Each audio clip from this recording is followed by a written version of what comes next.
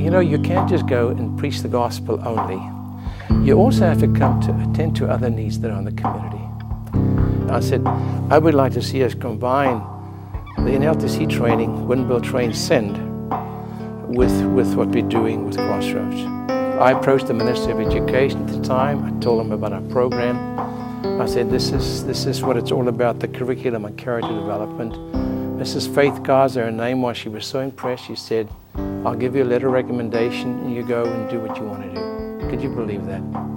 So we got onto this concept of team teaching the curriculum, going alongside a teacher in the school that they were trained and certified. That week they're supposed to teach that lesson, and we would come as volunteers to team teach with them to make sure the lesson is being taught. Now that's very labor intensive. We had trained 550 teachers from about 150 schools. There's 700 high schools in Durban. We were at that stage, and we can stick out our tentacles to all of this, but we carried on the best we know how. But still capacity-wise, financially, because we can do all of that. What we need to do is we need to get a local church involved in this. Now, where the dickens is a local church going to get into a government school to do something like that? They can't. But because we had this official partnership with the Department of Education in Durban, and they're happy with what we're doing, we could say to them, if we train this church's volunteers, that they do exactly what we're supposed to ask of them to do. They're not preaching the gospel explicitly, but they teach the curriculum that's implicitly scriptural. If they can do that using Christ as role model, would you allow them to do that? Yes. So suddenly we had this open door that we can get a church, that we can train them in the Crossroads curriculum, and every week they would go there. They would teach these classes to the grade 8 kids, and they built this relationship with the kids, with the teacher, with the principal. You know what was happening? This is now a local church doing this, not Campus Crusade. They began to see other felt needs that the kids had.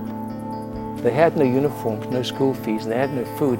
The church now begins to address some of these other felt needs. And of course, on top of that, they're busy sharing the gospel with the kids. I said, wow. I said, this makes sense. We don't have the capacity for that, but if I can get churches to adopt a school.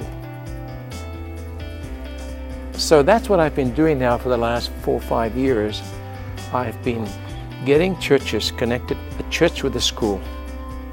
And what they do is they get trained the first week in the 4 laws, follow-up, Spirit for Life, the Jesus film, and they get trained how to teach these 6 lessons, 2 a day, as a team of 4. Anybody can do it from 17 to 70 plus. I would say 70, it's a bit higher now because I'm 71. Probably can do it all at 2. Every church is different too. You know what I'm talking about. It's not a cookie cutter, but we pass on principles and they can adjust it accordingly. And then when this church ends up being trained in weekly work in the school, it's not a fly-by-night where our agency comes in and wallops them with a resource and they're out again. The kids are so used to that. But these teams are there every week. They build relationships with the kids and the teachers and the principals. It's discipleship. It's character development. This has been the most exciting thing I've done in 40 years as a pastor. I'm more excited about what I'm doing now than I did ever before in my work for Campus Crusade. Because we are fulfilling the Great Commission.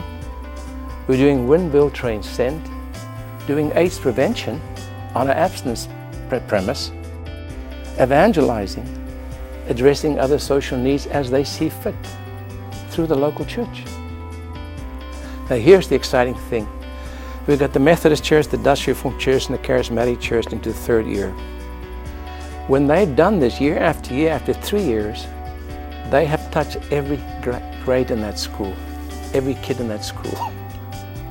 And it's ongoing. So we don't have the capacity to do that as Campus Crusade, but the local church does. And suddenly the local church is fulfilling the Great Commission in the local school. That recipe is powerful. And that's what developed those people for us down there. Because you can't do evangelism without being involved on a regular basis. Because you know what, you sit in your pew and you're being told things to do and not to do. Unless you get out and do something, nothing happens. And our aim was to get them involved. That's James, faith without works.